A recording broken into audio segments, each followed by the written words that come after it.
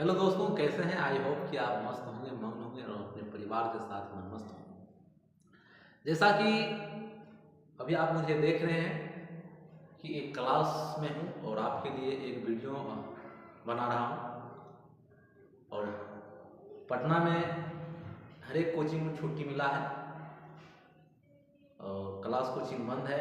और मैं सोचे क्यों नहीं अपने दोस्तों के लिए, अपने भाइयों के लिए, अपने प्यारे प्यारे बहनों के लिए छोटा सा एक वीडियो बना लूं। मेरे दोस्त, आज थोड़ा सा नदी के ऊपर बातें करेंगे और समझने का प्रयास कीजिएगा और ज़रूर अपना राय बताइएगा मेरा किस तरह परफॉर्मेंस रहा बताने का।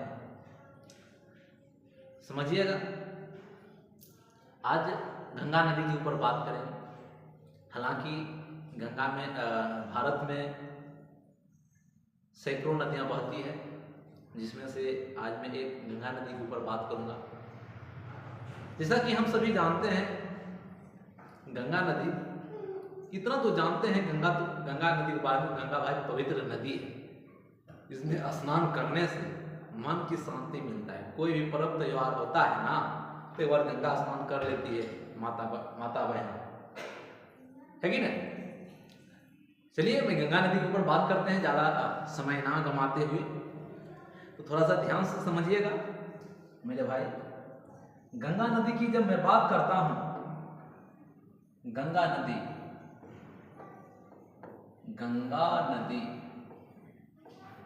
ठीक ना, थोड़ा ध्यान समझिएगा। गंगा नदी की लंबाई 2525 किलोमीटर है। जी हाँ दोस्तों, गंगा नदी की लंबाई 2525 किलोमीटर है और यह नदी पवित्र नदी है, जिसके कारण उत्तर भारत के लोग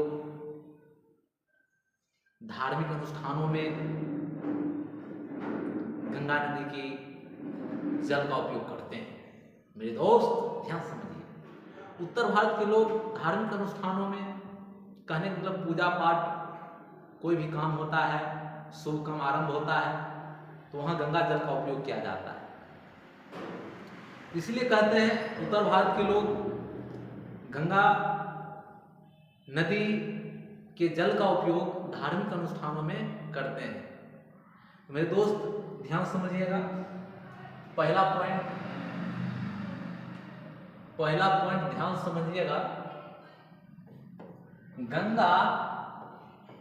गंगा नदी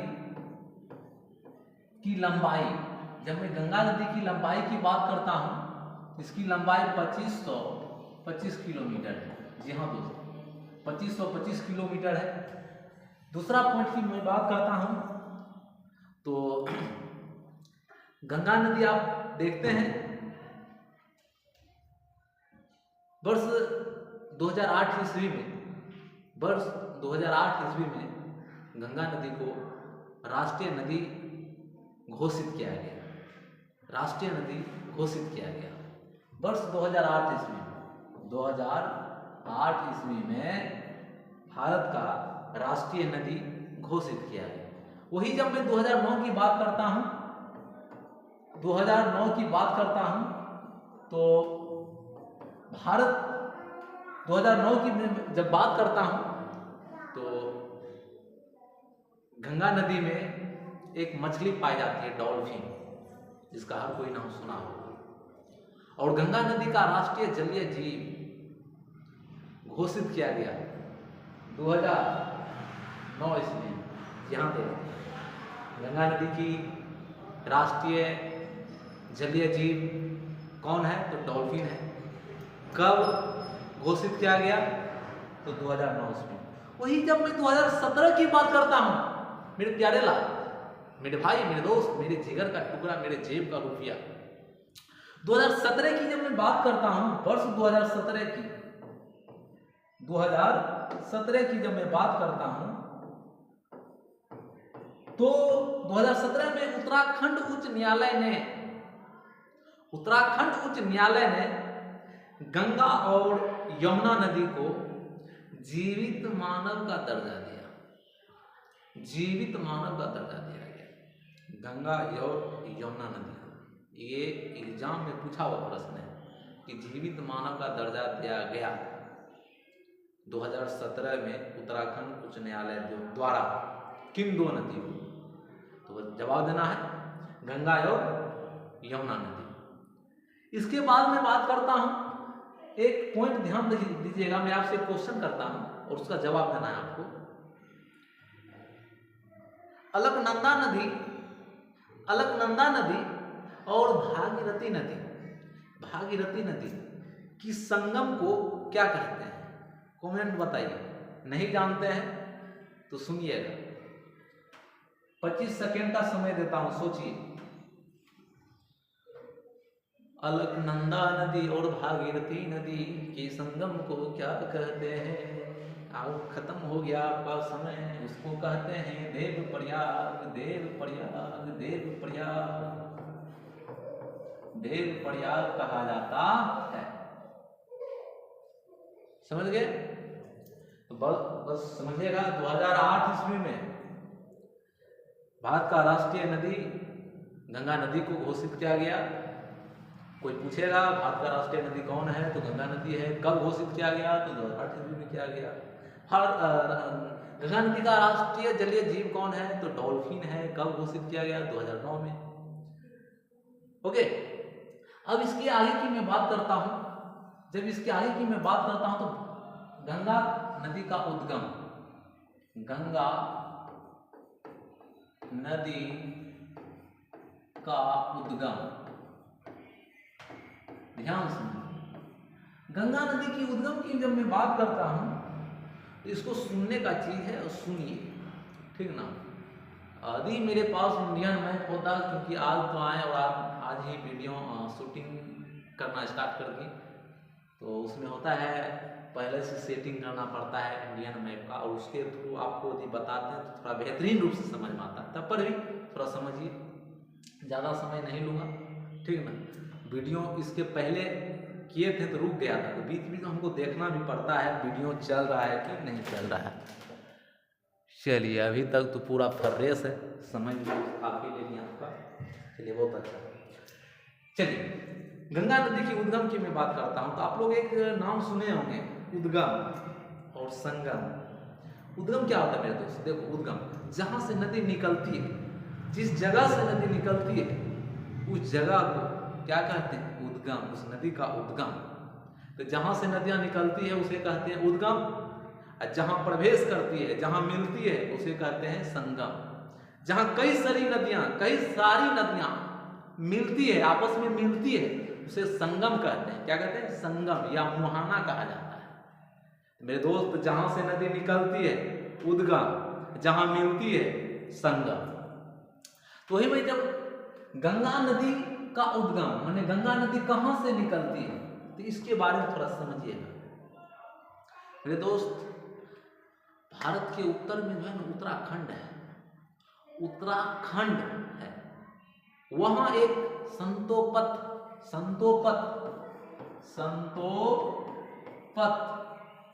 हिमानी है। संतोपत हिमानी आप लोग समझते हैं, हिम माने बर्फ होता है, बर्फ का बहुत बड़ा टुकड़ा, बहुत विशाल टुकड़ा को हिमानी कहा जाता है। बर्फ का टुकड़ा, बर्फ का नदी माने बर्फ का टुकड़ा, तो समझिएगा संतोपत हिमानी बर्फ का टुकड़ा है, वही एक संतोपत हिमानी नाम है। यह उत्तराखंड में है। कहाँ है? उत्तराखंड। तो उत्तराखंड में एक सिंतोपत हिमानी है, वहां से अलकनंदा नदी निकलती है। यहां से क्या होता है? उत्तराखंड के सिंतोपत हिमानी से अलकनंदा नदी निकलती है। और एक हिमानी है गोमुख हिमानी।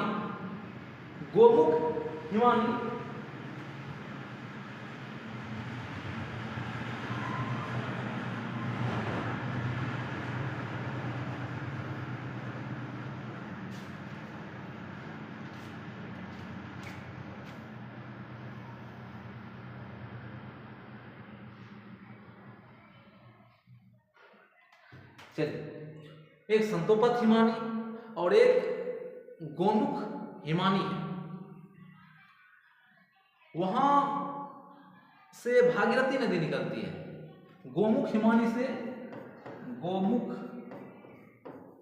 हिमानी, गोमुख हिमानी से भागीरथी नदी निकलती है।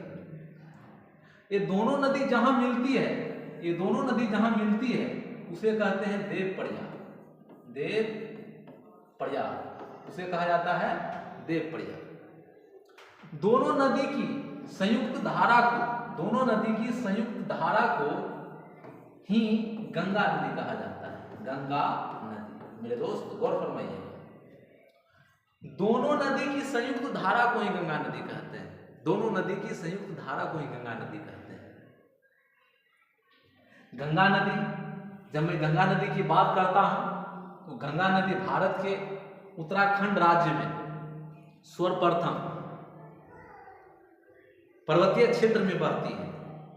गंगा नदी उत्तराखंड के पर्वतीय भागों में बहती है। इस तरह से गंगा नदी भारत के उत्तराखंड राज्य में पर्वतीय क्षेत्रों में बहती है और वहां से एक उत्तराखंड में हरिद्वार है, हरिद्वार से निकलती है, पर्वतीय क्षेत्र से निकलती है और मैदानी भाग में प्रवेश करती है, मैदानी भाग में प्रवेश करती है। मेरे दोस्त, यदि मैं बात करता हूं गंगा नदी उत्तराखंड में बहने के बाद पर्वतीय क्षेत्र से मैदानी भाग में प्रवेश करते हैं, उसके बाद यूपी में प्रवेश करते हैं, उत्तर प्रदेश, यूपी, थोड़ा ध्यान समझिए, यूपी, यूपी में प्रवेश करते हैं, यूपी में प्रवेश करते हैं, जिसको हम कहते हैं उत्तर प्रदेश, उत्तर प्रदेश, उत्तर प्रदेश। गंगा नदी उत्तर प्रदेश में प्रवेश करती है बिजनौर जिला से, बिजनौर जिला से, बिजनौर जिला से प्रवेश करती है। 28 राज्य होते हुए, 28 जिला होते हुए, 28 जिला होते हुए बलिया जिला से बाहर निकलती है, बलिया जिला से बाहर निकलती है। तो इस तरह मेरे दोस्त ध्यान दीजिएगा, उत्तराखंड में बहने के बाद यूपी में प्रवेश करते हैं, उत्तर प्रदेश में, उस उत्तर प्रदेश में बिजनौर जिला से प्रवेश करते हैं और बलिया जिला से बाहर निकलती है। बलिया जिला से निकलती है, उसके बाद बिहार में प्रवेश करती है मेरे दोस्त, बिहार में प्रवेश करती है। तो बिहार में किस जिला से प्रवेश करती है? तो बिहार में बक्सर जिला से, बक्सर जिला से प्रवेश करती है, बक्सर जिला से प्रवेश करती है। कहां से निकलती है? तो बिहार में प्रवेश करती है गंगा नदी, बक्सर जिला से प्रवेश करती है और उसके बाद कटिहार जिला, कटिहार जिला से निकलती है। बिहार के कटिहार जिला, कटिहार जिला से निकलती है मेरे दोस्त। बिहार में बक्सर जिला से प्रवेश करती है, 12 जिला होते हुए कटिहार से निकलती है। तो यहां से कोई पूछेगा गंगा नदी बिहार के कितने जिले से होकर गुजरती है? तो 12 जिले से होकर गुजरती है।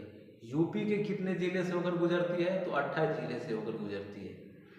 तो इस तरह मेरे दोस्त ध्यान समझना है, बिहार में बक्सर जिला से प्रवेश करती है और बिहार में कटिहार जिला से निकलती है।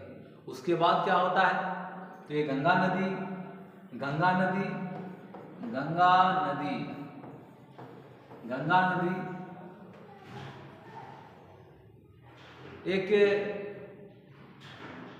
झारखंड है, झारखंड से सीमा बनाती हुई, झारखंड के साथ सीमा बनाते हुए, सीमा बनाते हुए पश्चिम बंगाल में प्रवेश करती है मेरे दोस्त। पश्चिम बंगाल, पश्चिम बंगाल, पश्चिम बंगाल में प्रवेश करती है। तो बिहार में 12 जिला में बहती है, उसके बाद झारखंड के साथ सीमा बनाते हुए पश्चिम बंगाल में प्रवेश करती है। पश्चिम बंगाल में गंगा नदी की धाराएं दो पार्टों में टूट जाती है। एक जाती है दक्षिण की ओर, एक धाराएं जाती है पूरब की ओर। पश्चिम बंगाल में गंगा नदी दो भागों में विभक्त हो जाती है। एक नदी जाती है दक्षिण की ओर, एक नदी जाती है पूरब की ओर।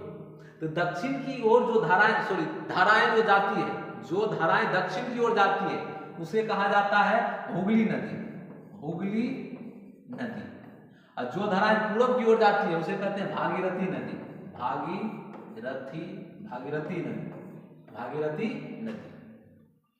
उसके बाद गंगा नदी बांग्लादेश